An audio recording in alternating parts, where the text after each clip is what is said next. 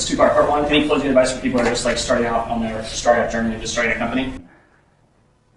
Yeah, my number one advice is especially like among this audience where it's like college students, is it kind of goes back to kind of my story, right? Is don't try to start DoorDash, try to start Palo Alto Delivery, right? Like don't try to think of like, don't try to like just start a company for the sake of starting a company, right? Instead, if you think of it as like, oh, this is just an experiment, this is just a project, you would actually go a lot farther for a couple reasons. I think first is, I think as soon as you start thinking about, oh, I want to start a company, like you end up focusing on the wrong things, right? You end up focusing on things that don't really matter. Like, well, what do you think of when someone says, I'm starting a company? Well, you think about, well, I gotta incorporate, right? I gotta get office space, I gotta write a business plan, I gotta talk to investors, and like a bunch of stuff that honestly don't matter at all when you're starting out, right? The most important thing when you're starting out is building something people want, validating that, and then and finding